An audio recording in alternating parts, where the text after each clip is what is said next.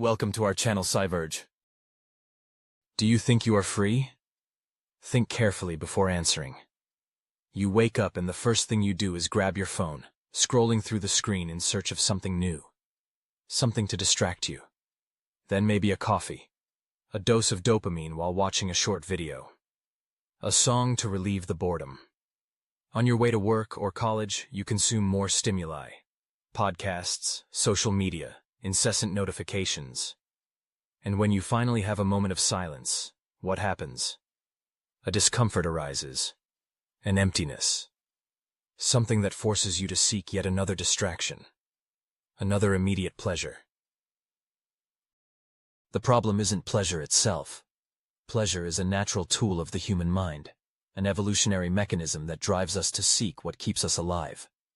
But what happens when pleasure becomes the very prison?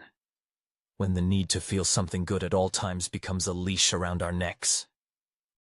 Aldous Huxley, the British philosopher and author of Brave New World, warned us of this. He didn't predict a future of iron-fisted dictatorships and censorship like Orwell did. No, Huxley saw a more insidious threat. A future in which people would be controlled not by pain, but by pleasure. A world where humans would no longer need chains to be enslaved, because they'd gladly walk into their own cages, as long as they were comfortable. Modern slavery doesn't come with whips and shackles. It comes with screens, with streaming services, with sugar, with dopamine hits in the form of likes, reels, and endless scrolling. You believe you're making choices, that you are free. But are you really making choices, or are you just reacting to triggers? Let's talk about that for a moment. What is pleasure doing to your brain? From a psychological standpoint, every time you engage in a pleasurable activity, be it social media, junk food, pornography, or shopping, your brain releases dopamine. But here's the catch. Your brain adapts. The more you indulge, the more you need to feel the same pleasure. The receptors downregulate. You build tolerance. Eventually, the absence of stimulation begins to feel like suffering. Silence becomes unbearable. Stillness becomes panic.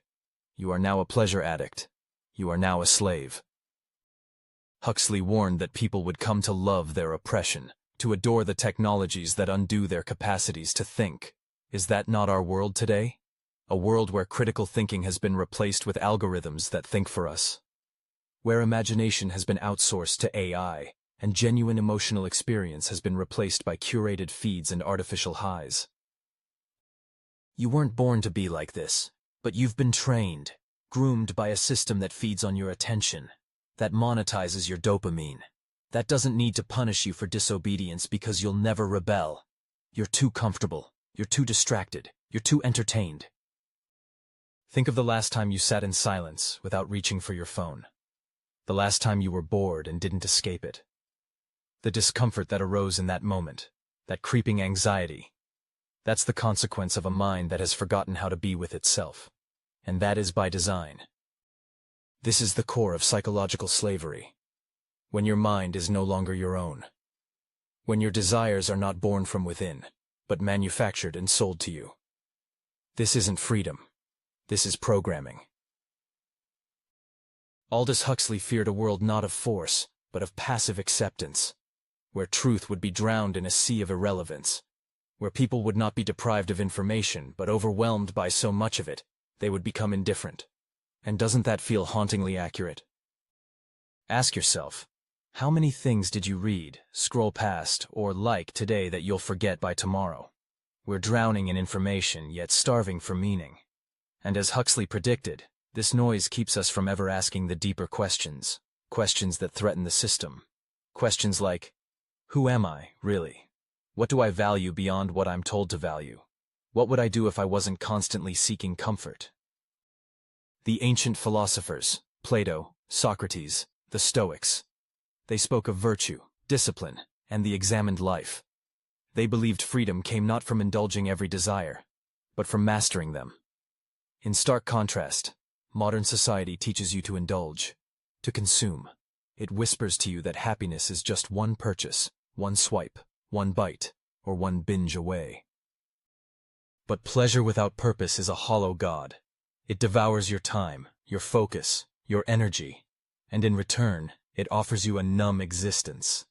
You stop growing, you stop striving, you stop feeling.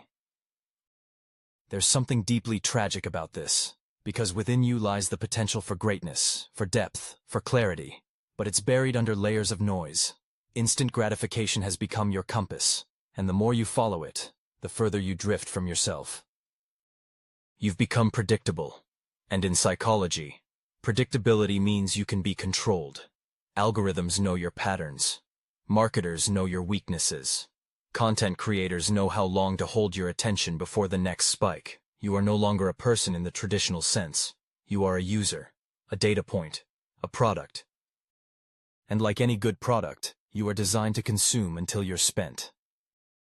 Huxley understood that the real danger wasn't Big Brother watching you, but you watching yourself fall apart with a smile on your face, thinking everything is fine. Because you still have Netflix. You still have food delivery. You still have likes and hearts and filters. But what do you really have? Look around. Depression is rising. Anxiety is everywhere. Attention spans are shrinking. And beneath all this pleasure lies an unspoken truth. We are more emotionally malnourished than ever before. Our minds are overstimulated, yet underdeveloped. Our relationships are shallow. Our inner lives are barren. We've traded meaning for convenience, truth for comfort, and freedom for pleasure. Is this the life you want? Here's the thing. The system will never free you. It doesn't need to. It just needs you to keep watching, keep scrolling, keep wanting. But if you've made it this far, maybe, just maybe, you're ready to stop. True freedom doesn't begin with rebellion. It begins with awareness, with silence, with the courage to sit with your discomfort and ask, what is it I'm running from? It's not enough to turn off the phone. You have to retrain your mind, reclaim your attention, rediscover boredom, embrace silence. These are the first steps toward autonomy, toward a life that is yours again. You are not here to be entertained until you die. You are here to wake up, to think, to feel, to suffer meaningfully, to love deeply, to live fully. But first, you must stop chasing pleasure like a drug. Because the pursuit of pleasure, when unchecked, doesn't free you. It destroys you, slowly, silently, with a smile. And maybe that's the darkest slavery of all. You see, the most dangerous prisons don't have bars. They have comforts. They're padded with pleasures that numb your senses and lull your mind into a quiet, obedient slumber. You are not held down by chains. You are held back by your cravings. And these cravings aren't even truly yours. They've been implanted, cultivated, sold to you since childhood. Think about it. What did you grow up wanting? Were those dreams born from your soul? Or were they manufactured by television, advertising, and peer pressure? Aldous Huxley believed that when a society begins to prioritize pleasure over truth, comfort over consciousness, entertainment over engagement, it begins to rot from within.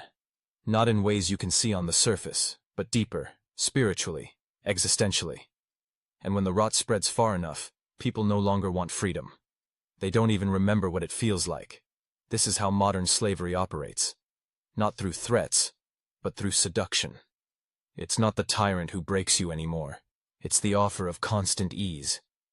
And once you accept that deal, you surrender something far more precious than your labor. You surrender your will. Now here's a terrifying thought. What if you don't really know yourself anymore? What if every decision you make, what to eat, who to follow, what to watch, is influenced by invisible hands? By algorithms so sophisticated they know your impulses better than you do? Is that free will? Or is it illusion? We like to believe we're in control. But the truth is, control has quietly slipped from our fingers. When you outsource your thinking to trends, your pleasure to screens, your identity to social validation, you become fragmented, scattered. Your inner compass is lost in the noise. And the tragedy is, most people don't even notice. Because here's the psychological trap. The more addicted you are to pleasure, the less resilient you become. The brain, wired for quick fixes, forgets how to endure struggle, how to sit in discomfort, how to wrestle with deep questions. It craves the next hit, the next escape, and this makes you manipulable, vulnerable to everything from consumerism to ideology. You're not just distracted, you're disarmed. And the world isn't waiting for you to wake up. It's moving. Fast. Political systems, tech empires, corporate machines, they thrive off your passivity. Every moment you spend plugged into pleasure without purpose is a moment they take more. Of your time, your data, your power. Huxley envisioned a world where books wouldn't be banned, they'd just be ignored. Where people wouldn't fight oppression because they wouldn't feel oppressed. They'd be too entertained, too comfortable, too sedated by triviality.